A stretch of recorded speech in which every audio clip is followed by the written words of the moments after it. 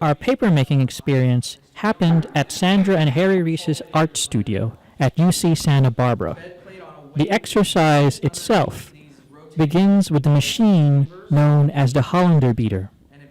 Michael Powell, our instructor and supervisor during this whole process, explains what the Hollander beaters are. And we have a nice handy diagram right here for those who forget. But essentially what you want is when you're before you beat the pulp, when you're putting the pulp in, you want the bed plate to sit low. And that promotes... Can you say that one more time for her because she was saying. Oh yeah, absolutely. So this bed... Sorry. I love talking, so I'll do it as many times as you want. Okay. See how the bed plate raises and lowers? When you start putting the sheets and the towels into the beater, you're going to want to make sure that the bed plate is sitting low, because that promotes flow, right? Especially with these big chunks of non-linter like cotton material, we want to promote the circulation through the vat.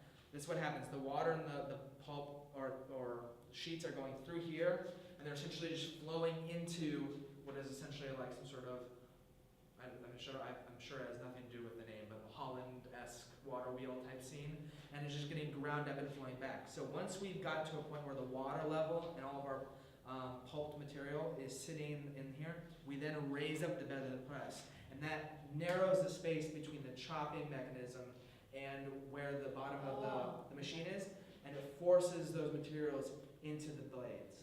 So it's sort of like making pasta when you want to make a thinner sheet. Exactly. Put it closer together. Yeah, or like or creating clay slabs. Very similar principle, except for this is sharp as opposed to a roller. Papermaking of the early modern period begins with fibrous materials, which for our case were shredded rags of our t-shirts and towels.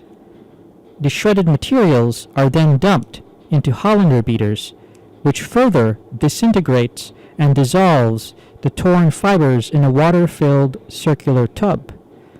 In fact, it took some 5 hours for the beaters to fully liquefy these rags into a slurry of pulp.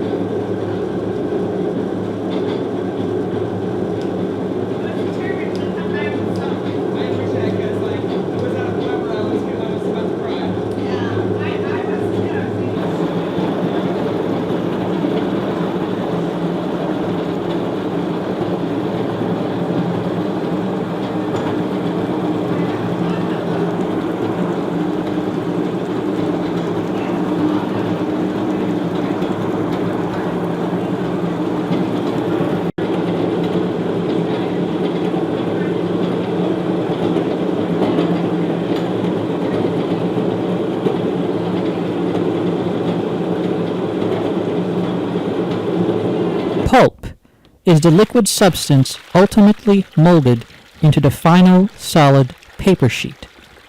The pulp is then poured into vats. We regularly charged or agitated the pulp-filled water so as to achieve a uniform dispersion of the pulp. And so, besides putting the water in the vat, we're just using the spray to break up the pulp. The pulp likes to clump up a little bit.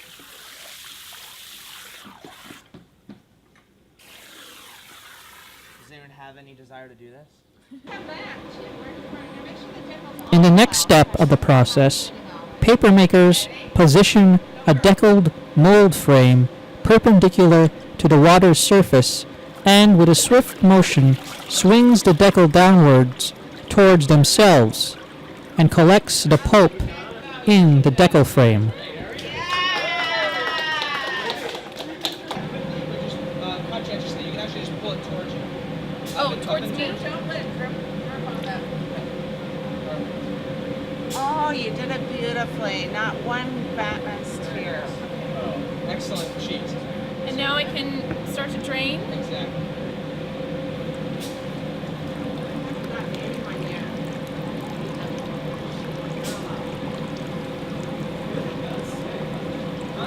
Once the decal is sufficiently drained, the papermaker couches or rocks the decaled frame above a layer of felt. The act of couching ensures that the pulp comes to adhere to the felt.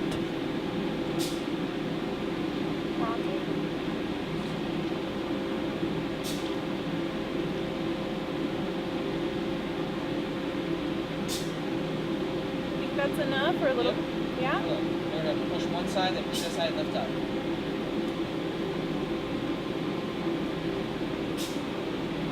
Beautiful.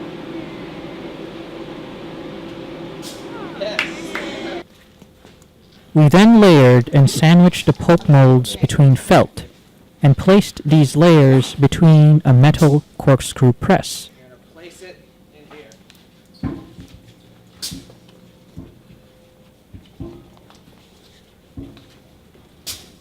Should fit lengthwise.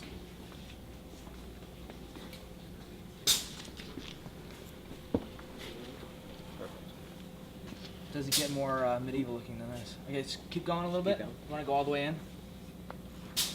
Perfect. And then someone can start screwing it down.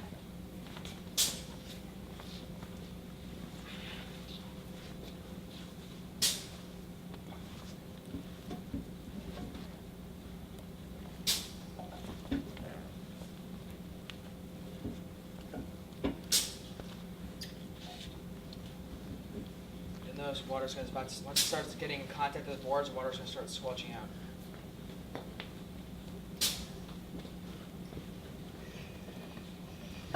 The turning of the press exerts pressure that squeezes out more water from the pulp. Once it gets too tough, we're going to take this bar. This is the fun part, so don't hurt yourself. You're going to take this guy. Okay. You're going to feed him into one of these slots, and you're going to continue to torque down. Last time we had to do two because we had so many boards in.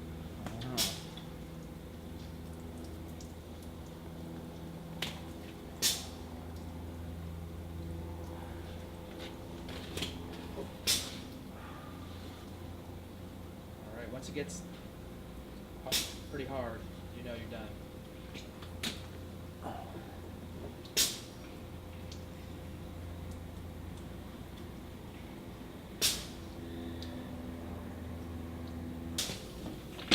Okay, where's Michael? He went inside. Okay. You know your name, huh? Okay. We do. So there's a cardboard, yeah. You got it?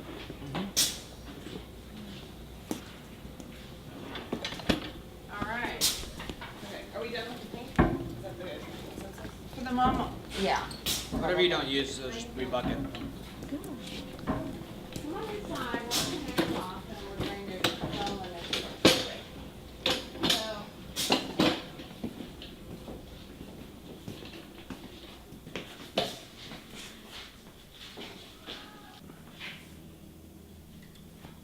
This is a fresh sheet. Oh, we got some blue. Awkward.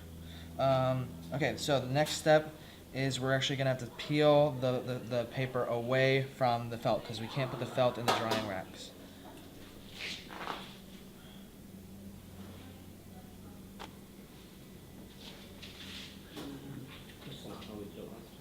It's too thin.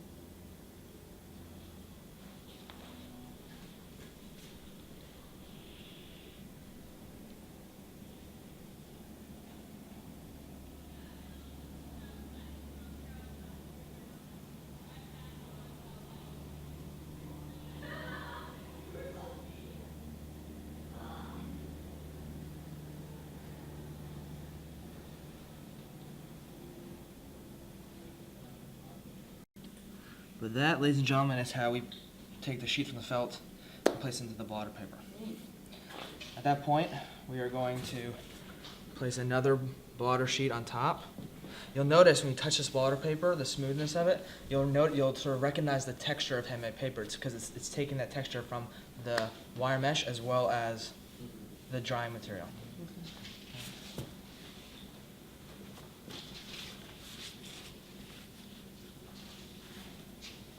Whoa, lots of, Yeah, so you essentially create that sandwich for every sheet. wow.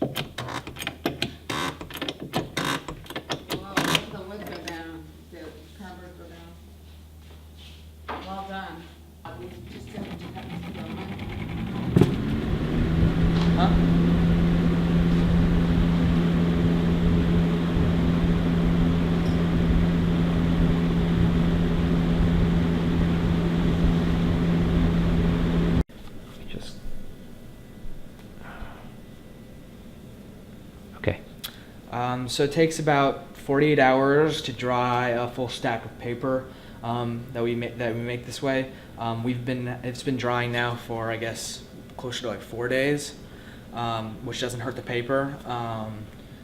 And now we're just going to take it out of the stacks. So essentially take it out from these sandwiches of blotter paper, binder board, and cardboard, and then we'll be done.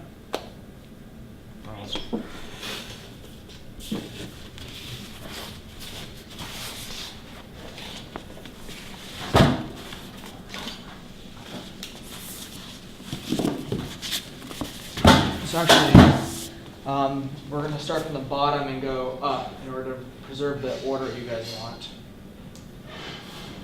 So that's why I'm flipping them.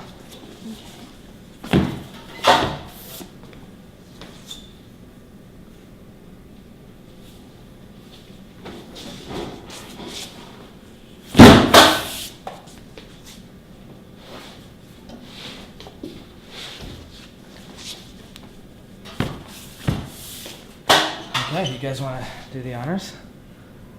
Sure.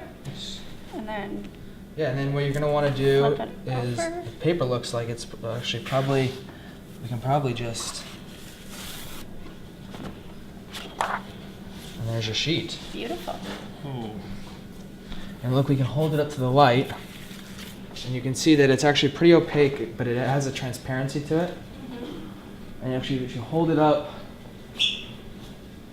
to the full light, you can see the inconsistencies in the paper, but generally, these sheets are pretty like uniformly formed. See, there's no like discretely denser spots. So that's a pretty great sheet of paper.